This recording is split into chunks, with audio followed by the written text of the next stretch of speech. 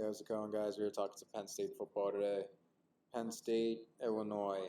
Man, I'll tell you, what a joke. I don't even know how else to say. I don't know what's going on. I mean, last year when we were 0-5, I thought that was the low of the program, and right now it seems like, despite being 5-2, it feels like we're back at last year's point where I'm not even sure if we win a game the rest of the way. If we can't beat Illinois at home, I'm not sure if we can beat Maryland. I'm not sure if we can beat Rutgers, and I'm very confident that we won't beat Ohio State this week. I'm pretty confident we won't beat Michigan or Michigan State either. So right now, I'm just left wondering about this program, especially the quarterback position. Clifford came out, and it was exciting that he was a starter, but really he shouldn't have been starting.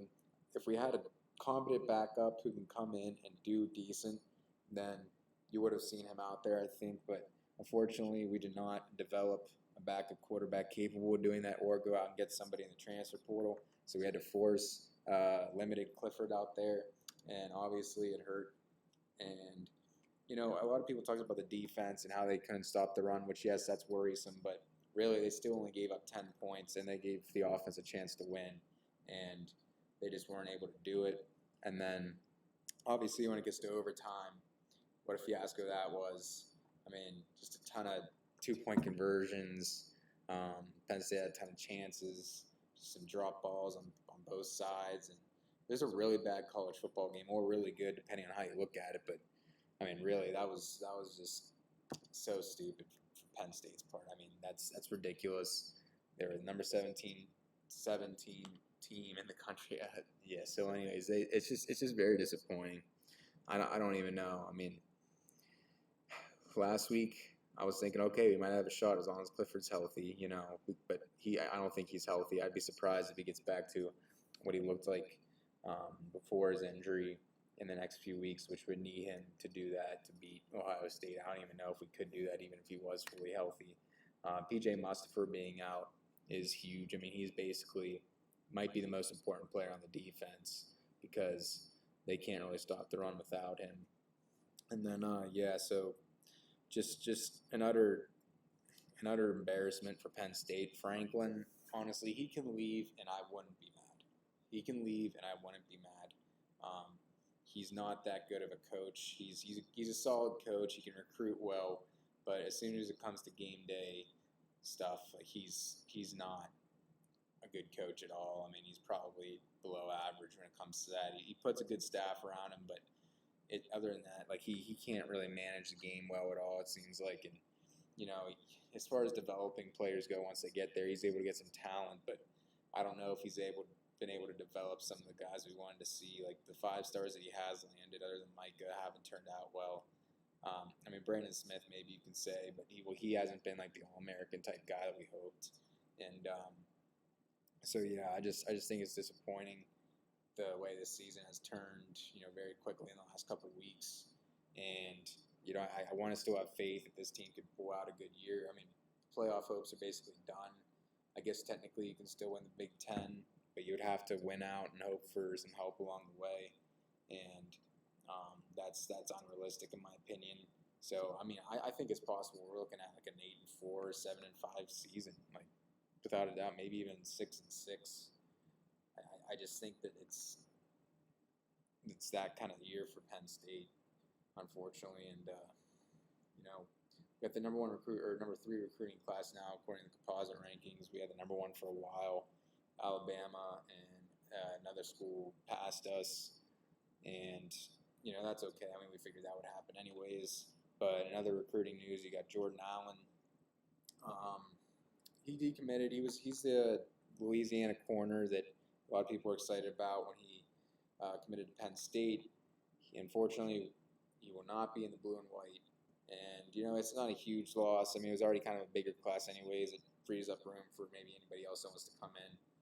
But it's definitely disappointing to lose a guy that they wanted. He took a visit to Ole Miss, and that's kind of history right there, I think, for each side because, Franklin doesn't like other players, committed players taking visits, and he's not exactly this 5-star recruit, so he's expendable probably. And then another guy, a 3-star tight end in the class of 2023, Schlaffer. Schlaffer, Joey Schlaffer. I think I don't know. Not sure exactly how to pronounce his last name, but he's a guy that when you look at him, he looks like a string bean as a tight end. He's going to have to add some weight, but he definitely has the frame, I think, to be a successful college tight end. It's going to take him a couple years, I feel like, and we'll see how he progresses over the course of his senior year of high school next year and the rest of this year. And yeah, so it should be interesting to see how this 2023 class develops, if we can make it as good as what the 2022 class was. You already have a really good start with 5-star Alex Burkmeyer, guard, and then you got a really good tight end to go along with Schleifer, with Matthias Barnwell, who committed back in 2020 and then decommitted. Now he's committed again. Hopefully he stays committed for next year and a half, or I should say about a year now. It's getting closer to a year until 2023 signing day. So yeah, I mean, recruiting is definitely a strength right now. It'll be interesting to see how that would change if Franklin does leave. Because right now it seems like that relationship's getting fractured between fan base and Franklin, and just kind of impatience. And it sounds like he might be interested in going to USC or LSU anyway. So we'll see how that happens in the future. Like I said, I wouldn't mind him leaving. I'd love to go out and get somebody that is known for being a game day coach and recruit well enough.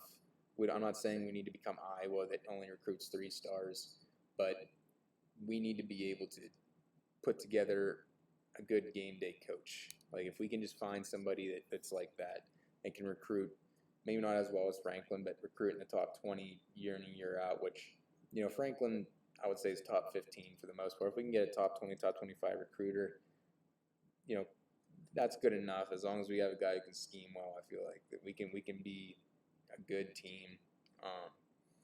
Obviously, you want to get a great recruiter, but that would come with winning. I feel like, and buying in early in the process. I feel like he might be able to come in and get some guys. So overall, I mean, obviously, we can talk more about coaching. When or if Franklin leaves. I mean, who knows? He might be here for the next 5 years. We'll see, but. It's just definitely a disappointing place for the program's at compared to a couple weeks ago. But yeah, so overall, got the Ohio State game in the shoe. This game has definitely lost a lot of its luster since the Illinois loss, and that they're wearing the scarlet uniforms. They look pretty cool. I hate Ohio State. I always look forward to this game every single year, but I also know that we're probably going to lose by 30 or 40 points, and it's definitely disappointing because I really want to beat Ohio State. Like, beating Ohio State this week would probably make the year for me, and I'd forgive Franklin for losing Illinois if that happened. But it is what it is. It is what it is against Illinois. It's definitely probably the worst loss in Franklin era, and I think that Franklin definitely has a lot of work to do to gain the respect back from the Penn State fan base. All right, thank you guys. We are Penn State.